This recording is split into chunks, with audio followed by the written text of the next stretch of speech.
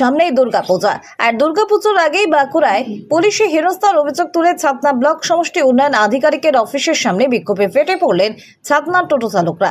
টোটো চালকদের অভিযোগ, বাঁকুড়া শহরে টোটো নিয়ে প্রবেশ করলেই বাঁকুড়া থানার পুলিশ প্রশাসন শুধুমাত্র ছাতনা এলাকার টোটো চালকদের টোটোগুলিকে আটক করছে। ছাতনা থেকে রোগী নিয়ে গেলেও টোটো আটক রেখে দেওয়া হচ্ছে বলে অভিযোগ তোলেন টোটো চালকরা। অপ্রয়োজনীয় হেনস্থা বন্ধ করার জন্য ছাতনা ব্লক সমষ্টি উন্নয়ন আধিকারিকের অফিসের সামনে এই দিন বিক্ষোভে সামিল হলেন 200-র বেশি টোটো চালকরা।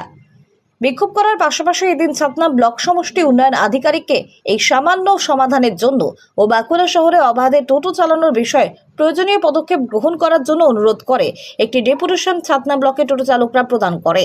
বাঁকুড়া জেলা সাংগঠনিক ক্ষেত মজদুর তৃণমূল কংগ্রেস আয়োজিত এই দিনের এই কর্মসূচিতে উপস্থিত ছিলেন ছাতনা তৃণমূল ব্লক সভাপতি স্বপন মণ্ডল, জেলা সাংগঠনিক ক্ষেত মজদুর তৃণমূল কংগ্রেস শঙ্কর চক্রবর্তী, ঘোষের গ্রাম পঞ্চায়েতের প্রধান শান্তনু কুণ্ডু সহ 2 শতাধিক টোটো চালক।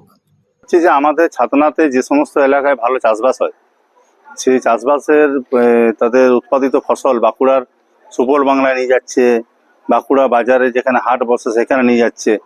কিন্তু এগুলোতে তাদেরকে কি জানি কিভাবে তাদের কিন্তু বলছে না ছাতনা টোটো বাঁকুড়া ঢুকতে দেওয়া হবে না। এবং আমাদের কাছে খবর এলো যে একটা কুমড়া বোঝাই করা আমার টোটো তাকে আটকে দেওয়া হয়েছে। ওখানকার পুলিশ প্রশাসন আটকাচ্ছে। এবারে কার নির্দেশে আটকাচ্ছে, কেন আটকাচ্ছে তার পরিষ্কার খবর আমাদের কাছে নেই।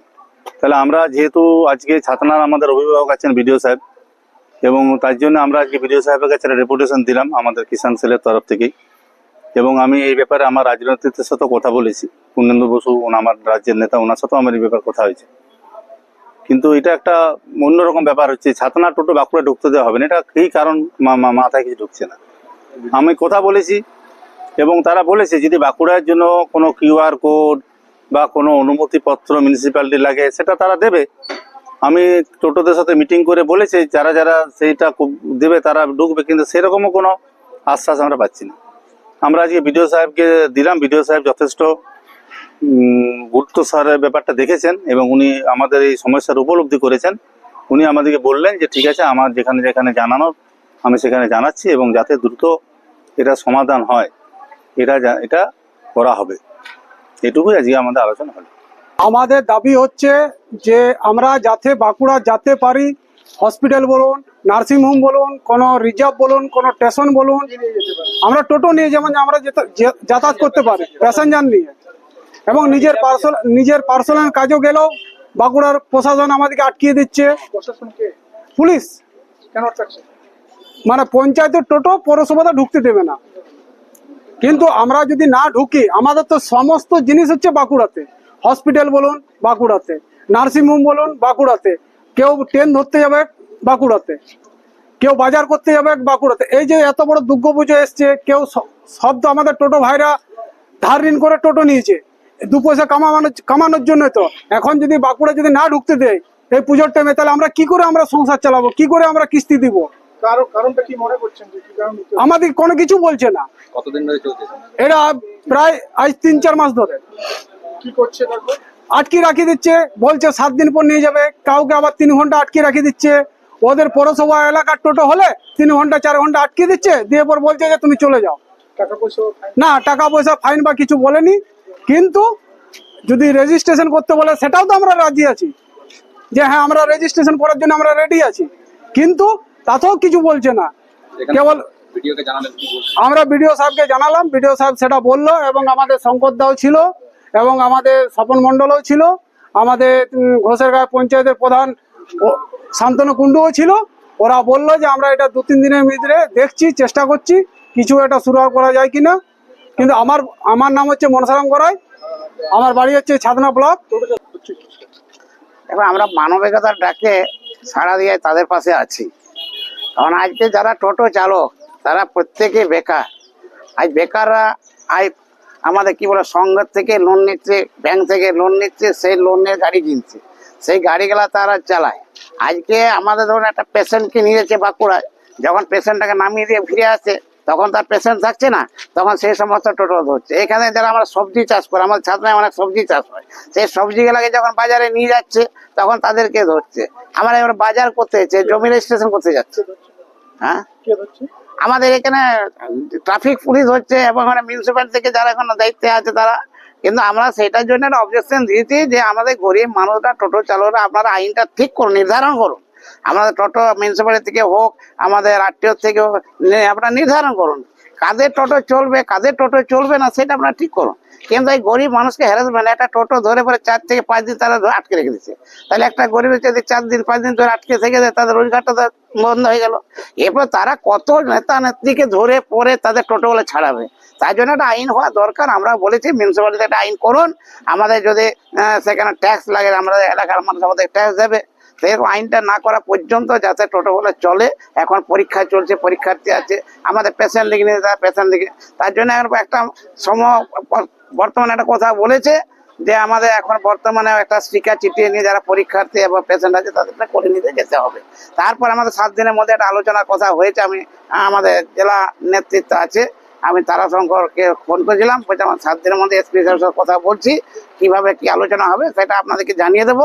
আমরা যেমন সেদিন ছাতনা ব্লক থেকে আমরা যেমন ডাক পাই, আমরা সেখানে যাব, তাদেরকে প্রতিনিধি 2-3 জনকে নিয়ে যাব, সেখানে কি বক্তব্য হলো, আলোচনা হলো, সেটা আমরা তাদেরকে শোনাবো। আমরা সমগ্র টোটো ভাইদের নিয়ে ছাতনা ব্লকে এসেছি। আমাদের একটাই বক্তব্য হচ্ছে যে আমরা বাঁকুড়া যেতে পাচ্ছি না, যাতে আমরা বাঁকুড়া যেতে পাই। ধরুন আমাদের কোনো প্রবলেম হয়ে গেল, আমাদের বাড়িতে বয়স্ক মা আছে, বাবা আছে, কোনো অসুবিধা হয়ে গেল, আমরা হাসপাতাল বা নার্সিংহোমে যেতে পারছি না। আমাদেরকে পুলিশ হয়রানি করছে, ধরছে, কিছু শুনতে চাইছে না। ঠিক ভাইকে বলছেন যে গাড়ি ঢুকিয়ে দাও।